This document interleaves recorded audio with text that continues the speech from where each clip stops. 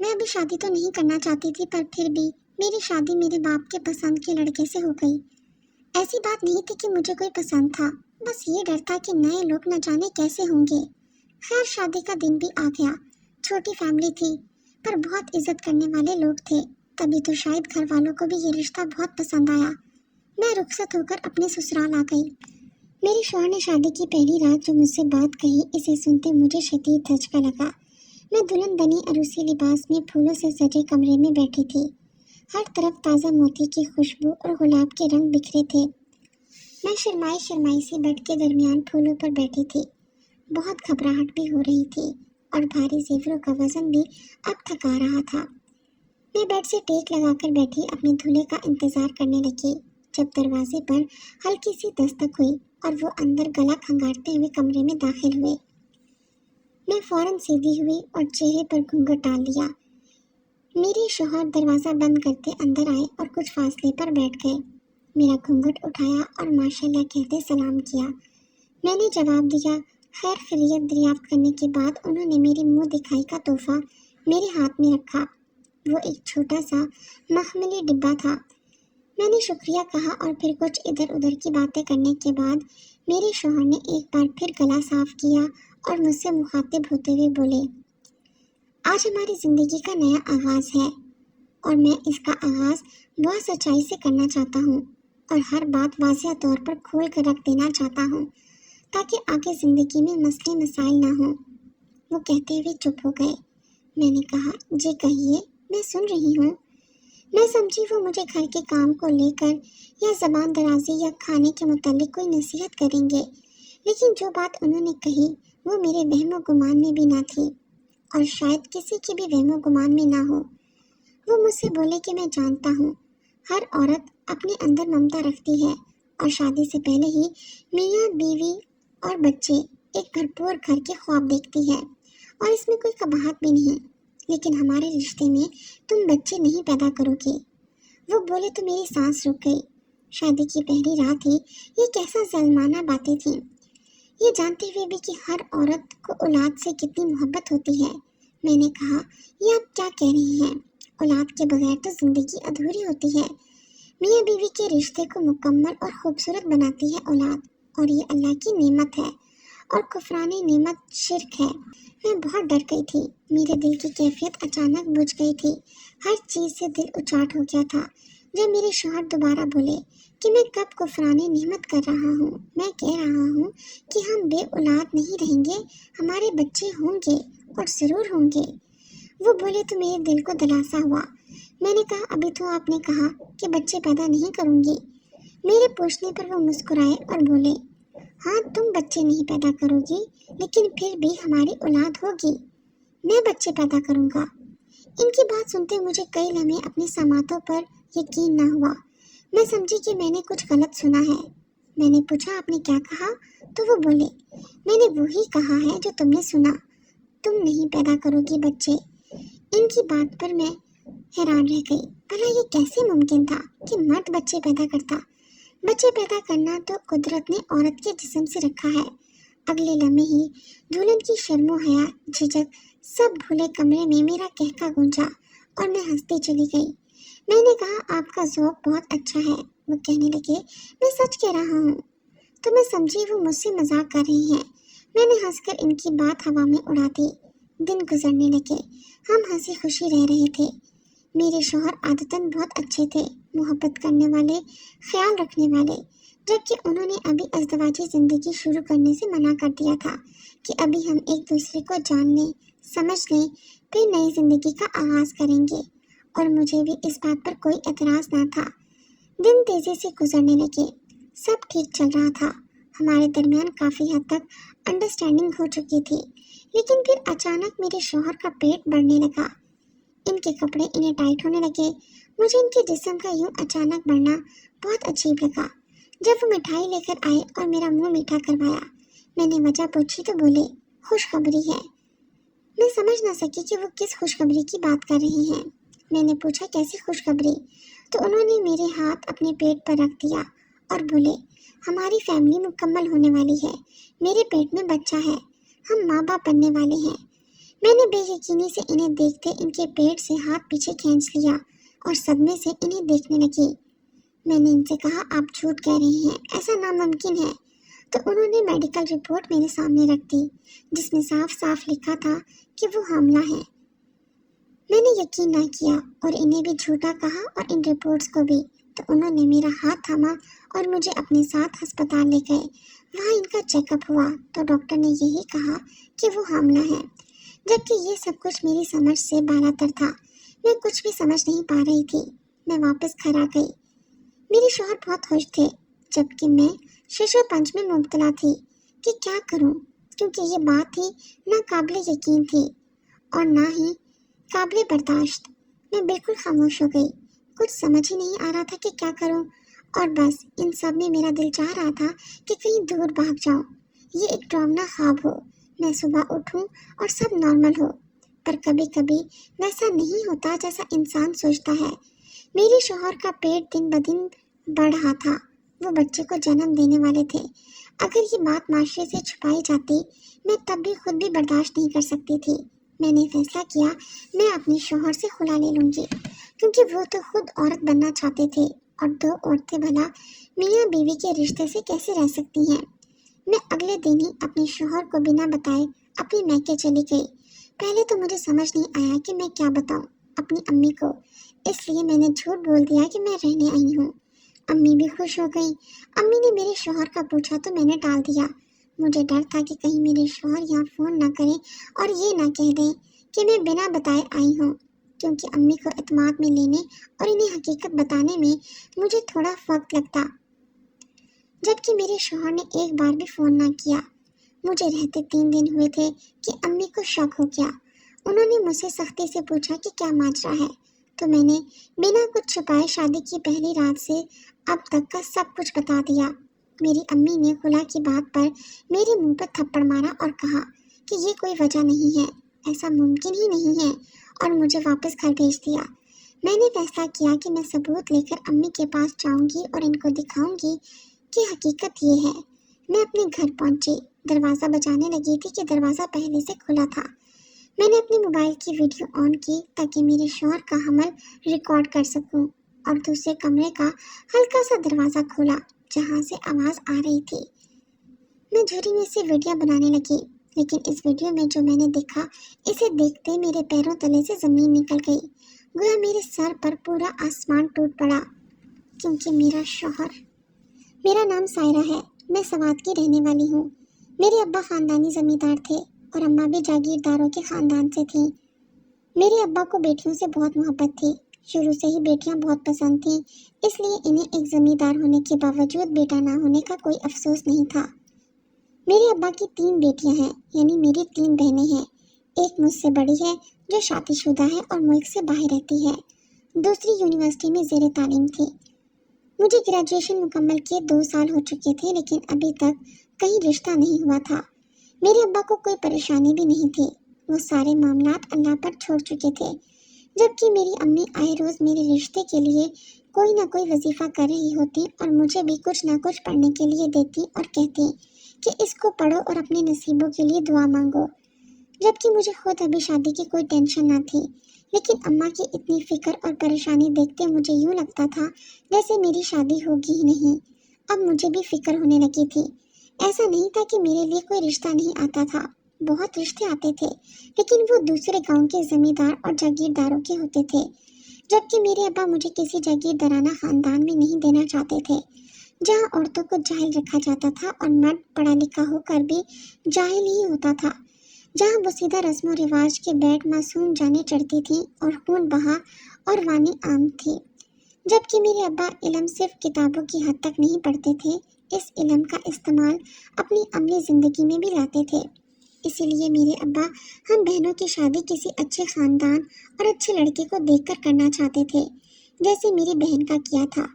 मेरी बहन के शौहर डॉक्टर थे और लंदन के किसी यूनिवर्सिटी में लेक्चरार। मेरी बहन भी इंजीनियर थी। हमारे पड़ोसी गांव के जागीरदार के बेटे के लिए मेरा कई बार रिश्ता आया और मेरे अब्बा ने माजरत कर ली, क्योंकि इनका बेटा चट्टा अनपढ़ था और इनकी मेरे लिए रिश्ते की अहम वजह गांव की एक कीमती ज़मीन हासिल करना थी। इसीलिए बाहर से आने वाले आधे रिश्तों में एक बड़ी रुकावट वही थी। मेरी खाला ने मेरी अम्मी को परेशान देखा, मेरी तस्वीरें और डिटेलिंग मांगी ताकि वो शहर में रिश्ते वाली को दे सकें जो बहुत बेहतरीन रिश्ते बताती थी। अम्मी ने अब्बू से पूछकर मेरी तस्वीरें और बायोडाटा इन्हें दे दिया। वो आए रोज मुख्तलिफ रिश्ते भेजते, लेकिन आधे रिश्ते पहुंचने से पहले ही लौट जाते। वजह पड़ोसी गांव के जागीरदार थे जो मेरा रिश्ता होने ही नहीं देते थे। अब्बू ने मेरी बड़ी बहन और बहनोई से भी बात की थी और मेरा अच्छा रिश्ता देखने को कहा था। अब तो मैं भी बहुत परेशान रहने लगी थी। रिश्ते वाले के जरिए एक दिन एक इंजीनियर का रिश्ता आया। वो एक अच्छी फर्म में नौकरी करता था। सिर्फ माँ बाप थे, कोई दूसरा बहन भाई नहीं था। वो लोग अपनी बेटे की जल्द शादी करना चाहते थे। अब्बू ने छानबीन करवाई तो वो लोग अच्छे और सही लोग थे। अब्बू ने रिश्ते के लिए हाँ कर दी और मेरी शादी इस लड़के से करने का फैसला किया। रिश्ता पलट जाने का डर इस बार शायद अब्बा को भी था, जब भी उन्होंने अगले हफ्ते मंगनी या रस्म की जगह सीधा मेरा निकाह कर दिया। निकाह के बाद जहाँ अम्मा अब्बा के दिल से बोझ उतरा, वहाँ मेरा दिल भी मुतमईन हो गया। शादी की तैयारियां शुरू हुई और जो अब्बा कर सकते थे उन्होंने मेरी शादी में वो किया। जहेज में छोटी से बड़ी हर चीज़ थी। मेरी शादी में गांव का हर शख्स इनवाइटेड था। बहुत धूमधाम से मैं रुखसत होकर अपने शौहर के संग शहर आ गई। अरमान सजाए शौहर के कमरे में बैठी थी। जब वो कमरे में आया जो इसने कहा, पहले पहल तो मैं यकीन ना कर सकी कि भला ये कहाँ मुमकिन है। लेकिन फिर जब ये सब हकीकत हुआ और मेरे शौहर सचमुच में हामला हो गया और इसका पेट बढ़ने लगा और इसमें औलाद सांसें लेने लगी, तो मेरी बर्दाश्त से बाहर होने लगा। ऐसा लगता जैसे बहुत जल्द खुदा का अजाब नाजिल हो जाएगा। मैंने अपने शौहर की रिपोर्ट्स पढ़ी जिनमें इनकी प्रेगनेंसी की बाबत साफ लिखा था। मेरी सारी खुशियां पानी हो गईं। शादी से पहले मैं तवक्का से हटकर बहुत खुश थी। मैं किसी अनजान से इतनी जल्दी शादी नहीं करना चाहती थी क्योंकि मैं साजिशों से डरती थी। लेकिन फिर जब मैंने अपने होने वाले शौहर को देखा तो मैं ठटक कर रह गई। वो हसीन था, इसकी पर्सनालिटी में अलग ही रूप और दबदबा था। वो किसी को भी अपनी तरफ माइल करने की सलाहियत रखता था। कोई भी इसके जानिब मुतवज्जा हो सकता था, जैसे मैं मरूब हो गई थी। इसी लम्हे मुझे बिल्कुल अंदाजा ना था कि वो एक आदमी के भेस में छुपी हुई औरत है। मैंने जब ये बात अपनी अम्मी को बताई तो उन्होंने यकीन ना किया और खुला दिलवाने से इनकार कर दिया। मैं हैरत और सदमे से गंग रह गई। मेरी अम्मा को क्या मुझ पर यकीन नहीं जो वो मुझे घर बसाने की तलकीन कर रही हैं और मैं इनको सच्ची नहीं लगती। फिर मुझे एहसास हुआ, जिस तरह मेरी अम्मी ने यकीन ना किया इस तरह कोई भी मेरा यकीन नहीं करेगा। और कोई भी मेरा यकीन भला क्यों करे जब मैं खुद यकीन नहीं कर पाई थी। इसमें किसी दूसरे का तो कोई कसूर नहीं। बात ऐसी थी ही कि कोई भी मेरा यकीन ना करता। अपने आप को सच साबित करने के लिए मुझे सबूत चाहिए थे। किसी और के सामने तो मुझे खुद को सच साबित नहीं करना था और ना ही मुझे इससे फर्क पड़ता था कि कोई मेरे मुतालिक क्या सोचता है। लेकिन अपने माँ बाप को सबूत दिखाना था ताकि इनके दिल में मेरे लिए कोई मनफी सवाल ना आए और वो मेरा सहारा और ढाल बने। मैंने सोचा मैं अपने शौहर और इसके पेट की वीडियो बनाकर और वो जो रिपोर्ट्स थी उनको चुराकर वापस मैके आ जाऊंगी और फिर पहली फुर्सत में तलाक ले लूंगी। लेकिन मैंने जैसे ही वीडियो बनाना शुरू की और जो मोबाइल में देखा और सुना, मैं पत्थर की होकर रह गई। मैं फौरन वीडियो रोककर घर से बाहर निकल गई और सीधे रोड बगैर रास्ते का तयन किए चलती गई। मेरी आंखों से आंसू के रेले बह रहे थे। मेरे कान मुकम्मल भीग चुके थे। दिलो जान में तकलीफ की लहरें उठ रही थीं। दिल इस हकीकत पर यकीन करने पर आमादा ना था। दिमाग पहली बार दोनों एक साथ एक ही बात कह रहे थे, ऐसा नहीं हो सकता। जज्बात किरची किरची होकर टुकड़ों में तकसीम हो चुके थे। चलते चलते न जाने मैं कहाँ निकल आई थी। सड़क सुनसान हो चुकी थी और मैं चले जा रही थी। दिल में हशर बरपा था। भला कब जिंदगी का इतना तल्ख चेहरा देखा था जो शादी के बाद इन चंद महीनों में देख लिया था। मेरा दिल दर्द से फटने लगा। मैं वहीं जमीन पर बैठी ज़ारों कतार रोने लगी और रोती चली गई। इस सुनसान सड़क पर मेरी आहें और सिसकियां गूंज रही थीं। मुझे शिद्दत से अपने अब्बा की याद आई जिन्होंने कभी मेरी आंख से एक आंसू भी ना गिरने दिया था। लेकिन अब जैसे जिंदगी में ही रोना लिखा था। न जाने कितनी देर गुजरी थी कि मैं उठी और चारों तरफ देखा। रात के साए अपने पर फैला चुके थे। अंधेरा फैल चुका था। मुझे अचानक डर लगने लगा। मैंने मोबाइल की टॉर्च चलाई और जिस रास्ते से आई थी इसी रास्ते पर भागने लगी। बहुत तवील मुसाफा तय करने के बाद मैं घर पहुंची तो बाहर ताला लगा था। मैंने पास रखे पौधे के गमले के नीचे से घर की चाबी निकाली और ताला खोला। घर में दाखिल हो गई। अपने कमरे में गई। कमरा वैसा ही था जैसे मैं छोड़कर गई थी। मैंने अपने कपड़े निकाले और फ्रेश होने लगी। फ्रेश होने के बाद किचन में आकर खाना बनाने लगी। खाना बनाते बनाते मेरा ज़हन सारे ताने बाने बुनने लगा। शादी के दूसरे दिन ही मैंने देखा था कि मेरे सास ससुर हमारे साथ नहीं थे। मैंने अपने शौहर से पूछा कि वो कहाँ हैं तो मेरे शौहर ने कहा कि वो गाँव चले गए हैं, वो वहीं रहते हैं। शहर में मैं अकेला रहता हूँ। मैं खामोश हो गई, जबकि मुझे अजीब भी लगा था कि नई दुल्हन को छोड़कर चले गए हैं। लेकिन अजीब तो और भी बहुत कुछ हुआ था। मैंने किचन में खाना बनाया और बाहर लाउंज में आकर टीवी देखने लगी। फिर अचानक किसी ख्याल के तहत मैं मुस्कुराई और सरप्राइज देने का प्लान कैंसिल करते शौहर को फोन मिलाया, जो तीसरी बेल पर ही उठा लिया गया।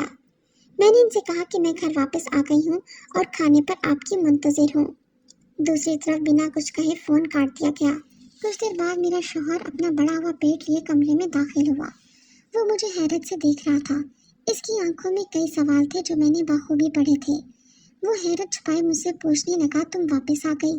मैंने कहा हाँ, आपने मुझे फ़ोन तक ना किया तो मैं खुद आ गई। मेरे जवाब पर वो मेरे सामने बैठा और बोला, ऐसा नहीं है। मैं समझा शायद मेरी हकीकत जानने के बाद तुम मेरे साथ रहना नहीं चाहती थी। वो बोला तो मैं मुस्कुराई और बोली, हाँ, मैं पहले नहीं रहना चाहती थी पर अब रहना चाहती हूँ। मुझे एहसास हुआ है कि कोई भी इंसान मुकम्मल नहीं होता। जब औरत माँ बनती है तो इसका शौहर इसके दर्द का साथी बनता है। तो अगर शौहर बच्चा पैदा कर रहा है तो बीवी को भी इसका साथ देना चाहिए, इसका ख्याल रखना चाहिए।